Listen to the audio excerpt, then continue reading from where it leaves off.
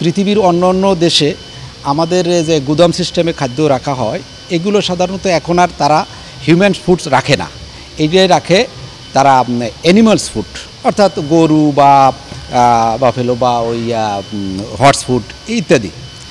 আর এই সাইলোগুলোয় খাদ্য রাখলে খাদ্য ভালো থাকে এবং নষ্ট হয় না। এবং সবচেয়ে বড় কথা হলো আমাদের বাংলাদেশটা তো বিভিন্ন দুর্যোগের আওতায়, বিভিন্ন ফ্লাড বা বিভিন্ন এখানে খাদ্য নষ্ট হবে না, পানি উঠলেও এটার মধ্যে যা খাদ্যগুলো রাখা হবে এই খাদ্যগুলো নষ্ট হবে না, ভালো থাকবে, এইটার একটা নিশ্চয়। এবং দীর্ঘদিন এখানে খাদ্য ভালো থাকবে। অন্য জায়গায় যেগুলো নষ্ট হবে কিন্তু এখানে নষ্ট হবে না।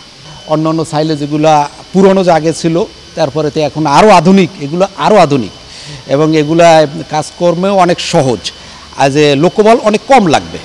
এখানে টোটাল 1100 টনের মতো স্টিল ইউজ করা হয়েছে। আর কাজটা স্টার্ট হয়েছে 2021 সাল থেকে মানে 21 সাল থেকে প্রায় 3 বছর যাবৎ কাজটা শেষ করতে 3 বছর যাবৎ সময় লাগছে।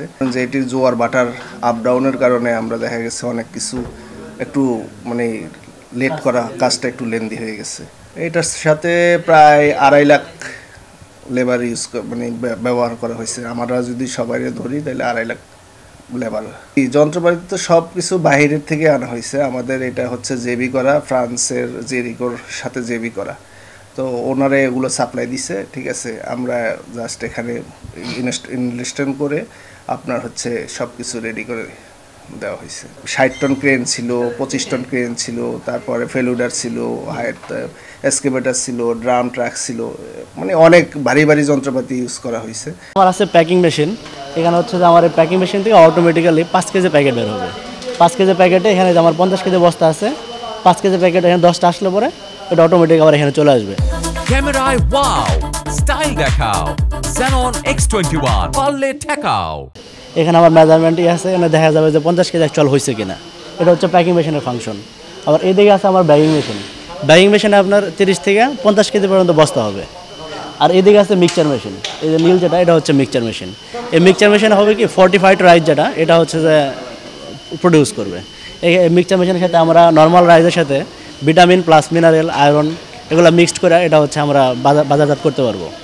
তো নদীপথে যেটা আসবে সেটা আনলোডারের মাধ্যমে ওখান থেকে জাহাজ থেকে ওইটা সাকশন করে আমাদের এখানে রিজার্ভ করা হবে।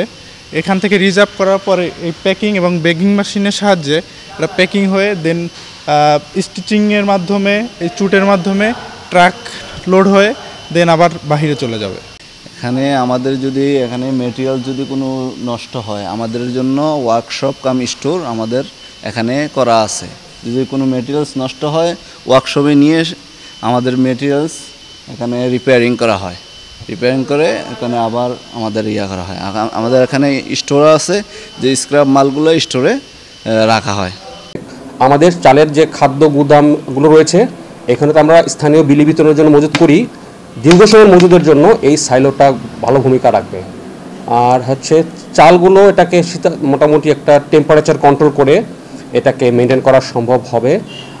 আমাদের দেশে যেমন গমের বিভিন্ন সাইলো আছে, আমদানি কিন্তু গমগুলো ওখানে রাখা হয়।